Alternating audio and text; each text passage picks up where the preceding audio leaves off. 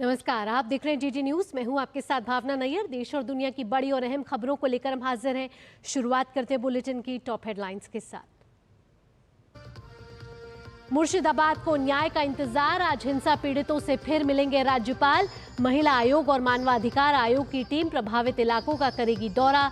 मालदा के शरणार्थी शिविरों में पीड़ितों से भी होगी मुलाकात।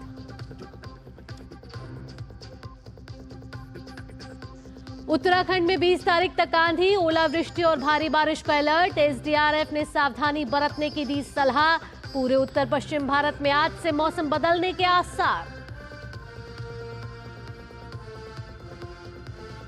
टैरिफ की टेंशन के बीच वॉशिंगटन में मिले ट्रंप और मेलोनी। संयुक्त बयान में दोनों नेताओं ने निष्पक्ष व्यापार समझौते की जताई उम्मीद।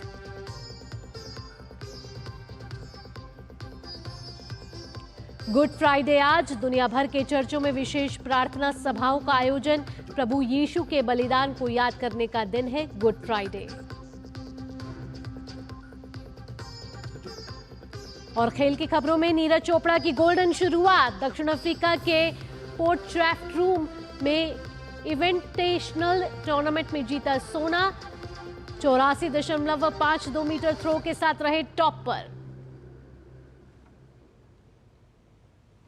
और अब खबरें विस्तार से। मुर्शिदाबाद के सैकड़ों हिंदू परिवार बेघर होकर पलायन करने को मजबूर हैं। कोई मालदा में शरण ले रहा है तो कोई कहीं और इस बीच महिला आयोग और राष्ट्रीय मानवाधिकार आयोग की टीम बंगाल के दौरे पर है। दोनों टीम हिंसा से प्रभावित इलाकों का दौरा करेगी। एनएचआरसी की टीम आज सुबह मालदा में पीड़ित परिवारों से मिलेगी और मामले की जांच करेगी। जांच के बाद रिपोर्ट पेश की जाएगी। टीम शिविर में रह रहे लोगों से भी मिलेगी और उनके पुनर्वास के बारे में चर्चा करेगी। राष्ट्रीय मानवाधिकार आयोग ने पश्चिम बंगाल के मुर्शिदाबाद में वक्फ संशोधन अधिनियम के विरोध में हुई हिंसा का संज्ञान लेते हुए मामले की गंभीरता के मद्देनजर जांच के लिए टीम को भेजा है।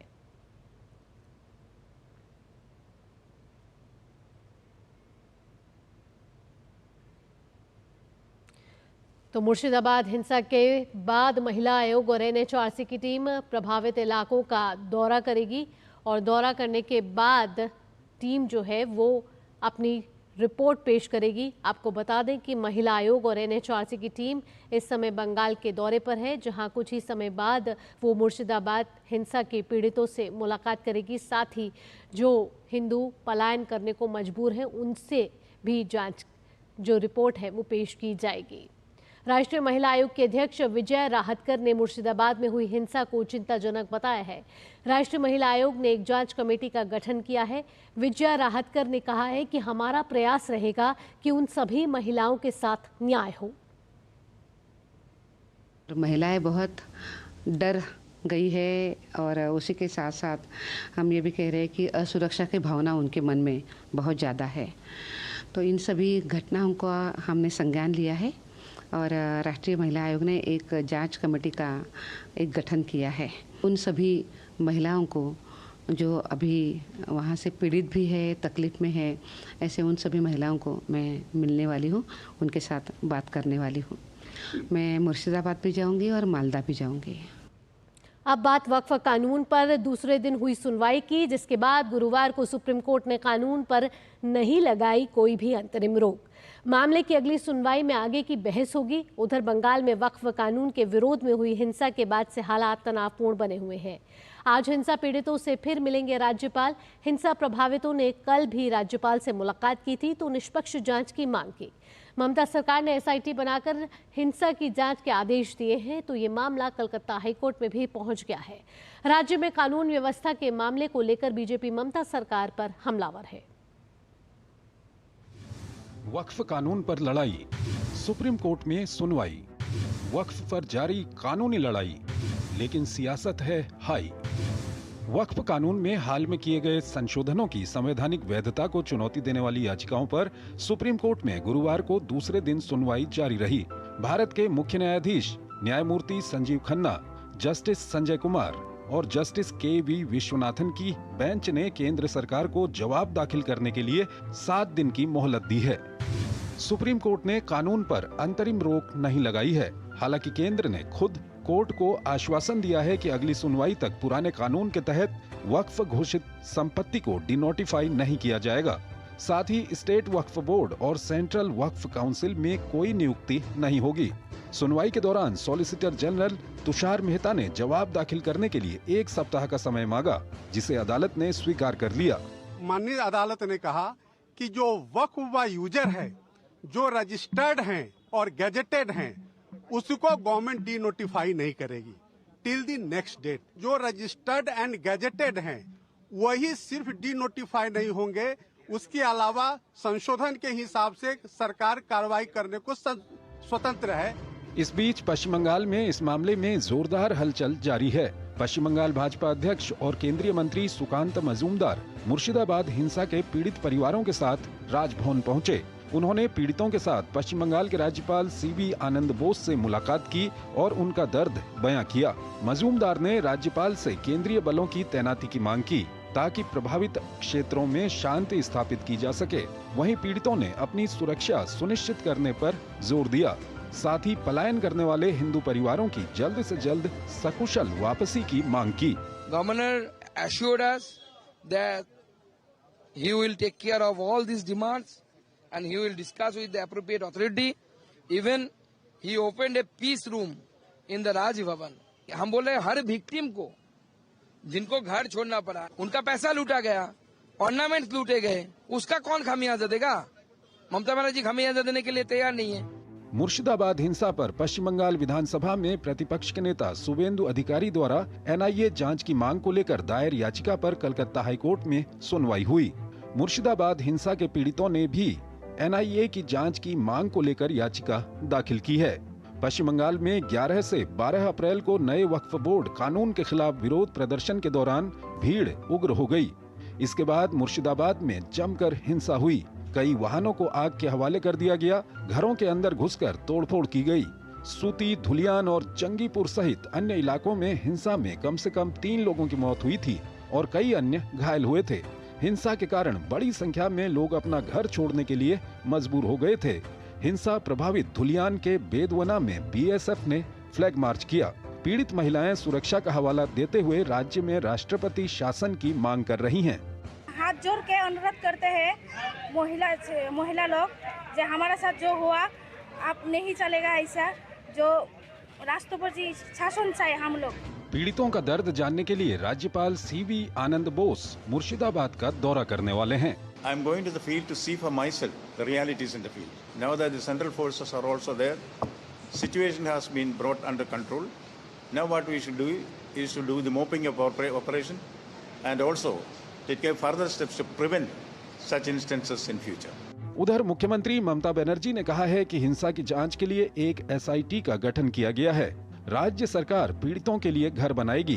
प्रशासन मुर्शिदाबाद के लोगों का विश्वास बहाल करने की कोशिश कर रहा है। हालांकि हालात इससे उलट हैं।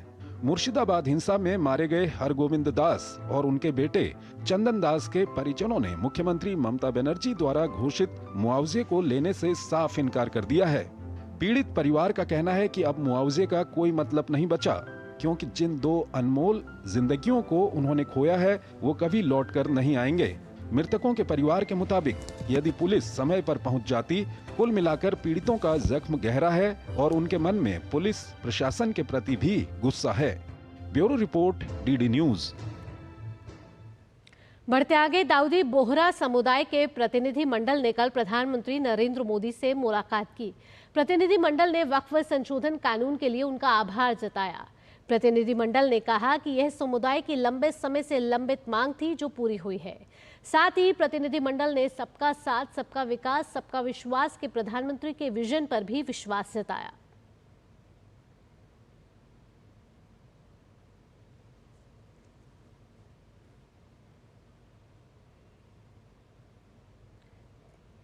दाऊदी बोहरा समुदाय के प्रतिनिधि मंडल ने कल प्रधानमंत्री नरेंद्र मोदी से मुलाकात की है और साथ ही प्रतिनिधि मंडल ने वक्फ संशोधन कानून के लिए उनका आभार जताया है। साथ ही साथ केंद्रीय मंत्री किरण रिजिजू भी उनके साथ मौजूद रहे और प्रतिनिधि मंडल ने प्रधानमंत्री के सबका साथ, सबका विश्वास की जो प्रतिबद्धता है उस पर प्रधानमंत्री का विश्वास जताया, आभार जताया और साथ ही कहा कि वक्फ कानून की जो लंबे समय से मांग थी वो प्रधानमंत्री नरेंद्र मोदी के कार्यकाल में पूरी हो पाई है।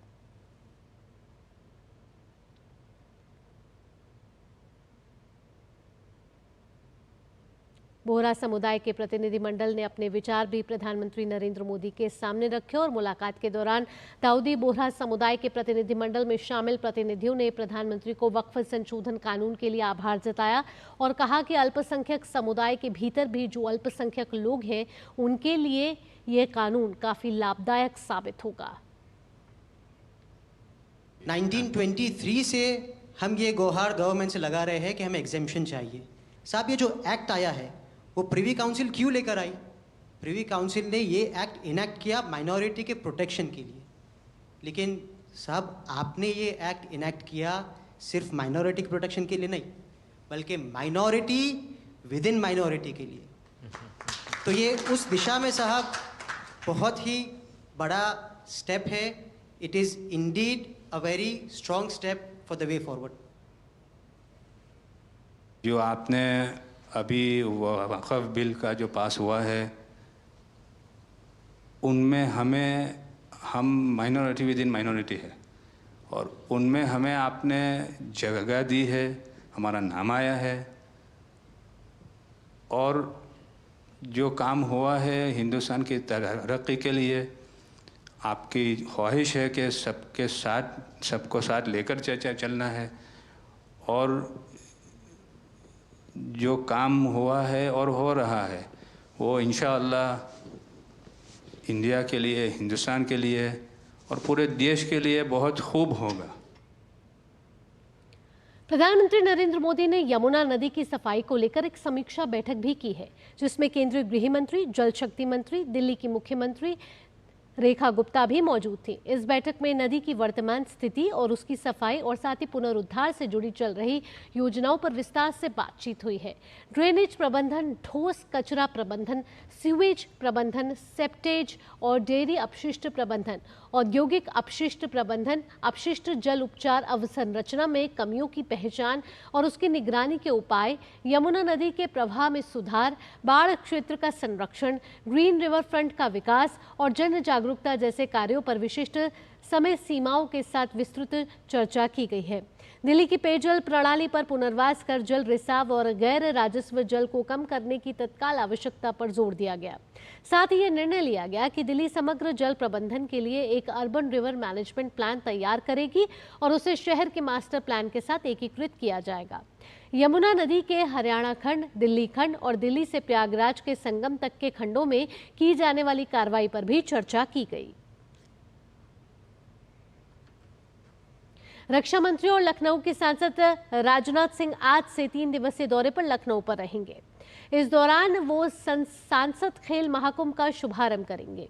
इस खेल आयोजन में 25,000 से अधिक प्रतिभागियों के भाग लेने की संभावना है। इस महोत्सव में जूनियर और सीनियर दोनों श्रेणियों के लिए athletics, volleyball, kabaddi, basketball, football, hockey, मुक्केबाजी और ताइक्वांडो प्रतियोगिताएं होंगी। स्वदेशी खेलों को बढ़ावा देने के लिए उद्घाटन समारोह में मुख्य अतिथियों के समक्ष कलारीपयट्टू, योग और मल्लखंब का प्रदर्शन भी किया जाएगा। इसके साथ ही रक्षा मंत्री शहर के विभिन्न क्षेत्रों में पार्टी कार्यकर्ताओं, प्रबुद्धजनों और नागरिकों से भी संवाद करेंगे। राष्ट्रीय राजधानी दिल्ली में दिल्ली पुलिस द्वारा रात्रि गश्त के तहत विशेष सुरक्षा अभियान चलाया जा रहा है। ये गश्त अभियान रात 11 बजे से सुबह 3 बजे तक पूरी दिल्ली में चलाया जा रहा है, जिसके तहत वाहनों की जांच की जा रही है और इस अभियान में विभिन्न रैंक के पुलिस अधिकारी जमीन पर हैं और वाहनों की जांच कर रहे हैं। दिल्ली के दक्षिणी क्षेत्र में करीब 2000 से अधिक पुलिस अधिकारी जमीन पर है। जिस हॉटस्पॉट इलाकों में आमतौर पर अवैध शराब और ड्रग्स पाए जाते हैं, वहां भी जांच की जा रही है। जांच के दौरान अगर कोई संदिग्ध गतिविधि मिलती है तो पुलिस द्वारा कार्रवाई की जाएगी। इस गश्त अभियान का उद्देश्य क्षेत्र पर नियंत्रण करना और असामाजिक तत्वों पर कार्रवाई करने के साथ दिल्ली की जनता में सुरक्षा की भावना पैदा करना है।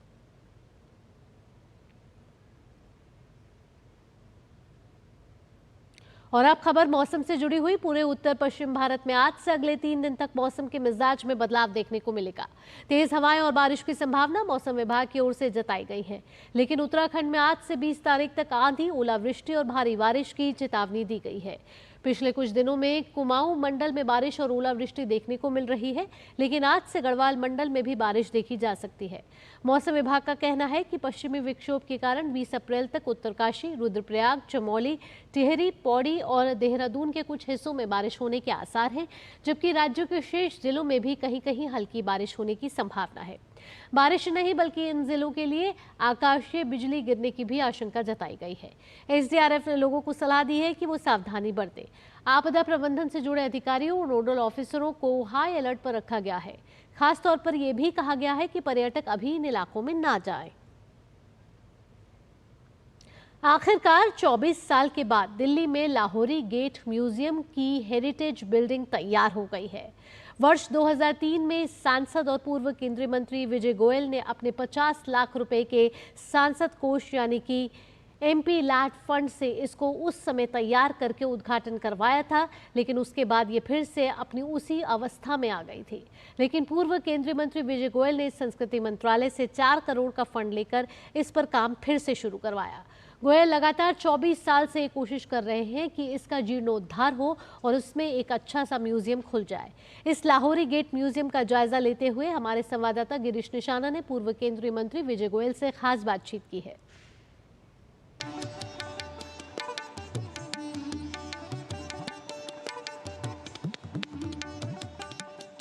हम दिल्ली की Lahori gate museum heritage building में मौजूद हैं और इसे बनने में लगा है करीब 24 साल का समय। आखिर क्यों लगा है इसे 24 साल का समय, इस पर ज़्यादा बात करने के लिए हमारे साथ मौजूद हैं पूर्व केंद्रीय मंत्री विजय गोयल साहब। सर 2002 में मैं मेंबर ऑफ पार्लियामेंट था चांदनी चौक से, तब मैंने देखा कि ये 200 साल पुरानी बिल्डिंग की जर्जर हालत है और इसमें 6 बाई 6 फुट के अंदर एक छोटी सी डिस्पेंसरी चलती है जी। सारी बिल्डिंग बेकार पड़ी थी, तो मैंने डिस्पेंसरी को शिफ्ट किया और यहाँ पर रिस्टोरेशन करने की ठानी। अपना 50 लाख रुपये अपने फंड से दिया और MCD से इसको ठीक कराना शुरू किया। ये ठीक हो भी गई और मैंने इसके अंदर एक एग्जीबिशन लगा भी दी, किंतु कुछ दिन के बाद मैं देखता हूँ सारा सामान भी चोरी हो गया और इस पर कब्जे हो गए जाके। फिर दोबारा से उसी हालत में आ गई। फिर दोबारा हमने 2018 के अंदर शुरू की, तब मैं 4 करोड़ का फंड लेकर आया कल्चर मिनिस्ट्री से और फिर इसका रिस्टोरेशन का काम किया। धक्के खाते खाते खाते आज इस स्टेज पर पहुंची है कि बिल्डिंग तो तैयार हो गई है, अब इसके अंदर आर्टिफैक्ट्स आने हैं, उसके लिए मुझे फ़ंड लाने और पड़ेंगे ताकि MCD इसके अंदर उसका आर्टिफैक्ट्स को सजाकर इसको चांदनी चौक का आईना बनाए, जिसमें सब कुछ देखने को मिलेगा। चांदनी चौक की विरासत, चांदनी चौक की संस्कृति, चांदनी चौक का खान पान, उसका रहन सहन, उसकी बिल्डिंगें, उसकी हवेली, उसके लोग, ये सब देखने को आपको मिलेगा। विदेशी पर्यटकों के लिए ये बड़ा आकर्षण का केंद्र होगी। सर पर्यटक जो हैं वो कब से इसका आनंद ले सकते हैं और क्या क्या खास देखने को मिलेगा? 1 वर्ष के अंदर हम इसको पूरा कर देंगे। अब पर्यटक देखेंगे इसके अंदर लाल किला, फतेहपुरी मस्जिद, जामा मस्जिद, गौरी शंकर मंदिर, जैन मंदिर, दरीबा, खान पान, रहन सहन और इसके साथ साथ देखेंगे बाज़ार, दरीबा बाज़ार है, किनारी बाज़ार है या फिर ड्राई फ्रूट मार्केट है या मसाला मार्केट है, वो सब भी उसको देखने को मिलेगा। फिर जितने खेल हैं, चाहे वो पटेबाजी है या कुश्तीबाजी है या पतंगबाजी है या कबूतरबाजी है, उनकी भी झलक देखने को मिलेगी। तो ये थे विजय गोयल साहब जो बता रहे थे कि किस तरह से लाहौरी गेट म्यूजियम है उसको बनाने में 24 सालों का समय लगा है और इसके पीछे कहीं ना कहीं अथक प्रयास है विजय गोयल साहब का, जिन्होंने अपने सांसद फंड से इसकी शुरुआत की और अब संस्कृति मंत्रालय के सहयोग से इसे पूरी तरह से तैयार किया जा रहा है। जल्द ही पर्यटक यहाँ आएंगे और पुरानी दिल्ली की शान व शौकत को यहाँ देख पाएंगे। कैमरामैन मनोज चोपड़ा के साथ गिरीश निशाना, DD न्यूज, दिल्ली। पूरे विश्व में आज गुड फ्राइडे मनाया जा रहा है। दुनिया भर के चर्चों में विशेष प्रार्थना सभाएं आयोजित की जा रही है। ये दिन प्रभु यीशु मसीह के बलिदान की याद में मनाया जाता है। ईसाई धर्म के अनुसार आज ही के दिन प्रभु यीशु ने मानव जाति के कल्याण के लिए बलिदान दिया था। तब से ये दिन पूरे विश्व में पूरी श्रद्धा के साथ मनाया जाता है। गुड फ्राइडे का पर्व मानव समाज को प्रेम, ज्ञान और अहिंसा का संदेश देने के लिए मनाया जाता है। ये ईस्टर संडे से पहले पड़ने वाले शुक्रवार को मनाया जाता है। अमेरिका के राष्ट्रपति डोनाल्ड ट्रंप और इटली के प्रधानमंत्री जॉर्जिया मेलोनी ने व्हाइट हाउस में मुलाकात की है। दोनों नेताओं ने अमेरिका और यूरोप के बीच संभावित व्यापार समझौते के बारे में आशा जताई है। राष्ट्रपति ट्रंप ने कहा है कि यह व्यापार समझौता एक निष्पक्ष सौदा होगा और यह अवश्य होगा। हालांकि राष्ट्रपति ट्रंप ने इसकी कोई समय सीमा नहीं बताई। प्रधानमंत्री मेलोनी ने कहा कि उन्हें विश्वास है कि यह समझौता होगा। उन्होंने कहा कि पश्चिम एक फिर से महान बनेगा।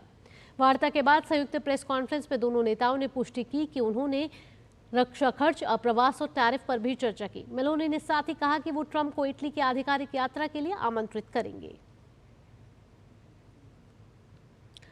खेल की खबरों का रुख कर लेते हैं। भारत के स्टार भाला फेंक एथलीट नीरज चोपड़ा ने सीजन की शुरुआत गोल्ड के साथ की है।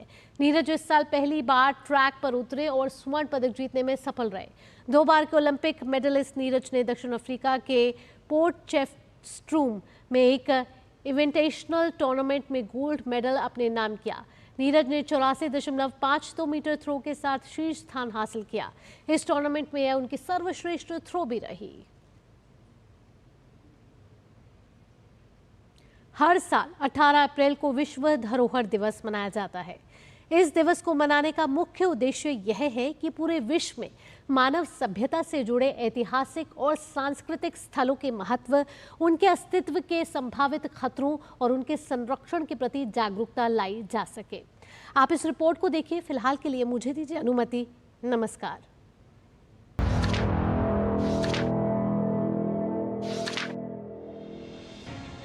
बीते 10 सालों की बात करें तो भारत की 12 से अधिक साइट्स को विश्व धरोहर का दर्जा मिला है। 2023 में ही असम की मोइदम्स अहोम राजवंश की माउंट दफन प्रणाली को 43वीं धरोहर के रूप में चुना गया। ये सम्मान केवल पत्थरों और इमारतों को नहीं मिला, बल्कि उसे मिला है जो हमारी संस्कृति की गहराइयों से जुड़ा हुआ है। इस लिस्ट में शामिल कुछ प्रमुख नाम हैं: जयपुर का ऐतिहासिक शहर, कंचनजंगा नेशनल पार्क, रानी की वाव, वेस्टर्न घाट्स, धोलावीरा, काकतीय रुद्रेश्वर मंदिर और ग्रेट हिमालयन नेशनल पार्क। जब यूनेस्को किसी साइट को वर्ल्ड हेरिटेज टैग देता है तो उसके महत्व में केवल इजाफा नहीं होता, बल्कि उस स्थल के संरक्षण, सुरक्षा और प्रमोशन के लिए अंतर्राष्ट्रीय मदद भी जुटाई जाती है। साथ ही उस क्षेत्र में पर्यटन तेजी से बढ़ता है, जिससे लोकल इकोनॉमी को जबरदस्त फायदा होता है। यही वजह है कि भारत आज विश्व धरोहर संपत्तियों की संख्या के मामले में 6ठे स्थान पर है। एक ऐसा स्थान जो हमारी विरासत की वैश्विक स्वीकार्यता को बयां करता है। अब बात करते हैं 2 ऐसे खास स्थानों की जिन्होंने भारत को वर्ल्ड हेरिटेज मैप पर कुछ अलग ही पहचान दी है। सबसे पहले अहमदाबाद, भारत का पहला शहर जिसे 2017 में वर्ल्ड हेरिटेज सिटी घोषित किया गया। ये शहर इतिहास और आधुनिकता का एक अनोखा संगम है, जहां एक ओर आपको सैकड़ों साल पुरानी मस्जिदों की अद्भुत वास्तुकला देखने को मिलती है, वहीं दूसरी ओर साबरमती नदी पर बना अटल ब्रिज आपको नए भारत की तस्वीर दिखाता है। और दूसरा है भारत का पहला world heritage village, Himachal Pradesh के कांगड़ा जिले में बसा प्रागपुर। ये गांव इतना ऐतिहासिक और सांस्कृतिक रूप से समृद्ध है कि यूनेस्को ने इसे गांव होते हुए भी विरासत का दर्जा दिया। अगर आप सोच रहे हैं कि भारत का सबसे ज्यादा वर्ल्ड हेरिटेज साइट्स वाला राज्य कौन सा है, तो इसका जवाब है महाराष्ट्र। यहाँ 5 ऐसी धरोहरें हैं जो यूनेस्को की लिस्ट का हिस्सा हैं, जिनमें अजंता और एलोरा की गुफाएं भी शामिल हैं। तो अगली बार जब आप ताजमहल, धोलावीरा या अजंता की गुफाओं जैसी जगहों पर जाएं, तो जरा ठहर कर सोचना, आप एक ऐसी विरासत के साक्षी बन रहे हैं जो न केवल भारत की बल्कि पूरे विश्व की संपत्ति है। और इसका संरक्षण सिर्फ किसी सरकार की जिम्मेदारी नहीं, हम सबकी सामूहिक जिम्मेदारी है। अगर ये वीडियो आपको पसंद आया हो तो कमेंट करके बताएं। ऐसे ही और जानकारियों के लिए जुड़े रहिए डीडी न्यूज के साथ, जहां खबरें सिर्फ खबरें नहीं होती, ये हमारी पहचान बनती हैं।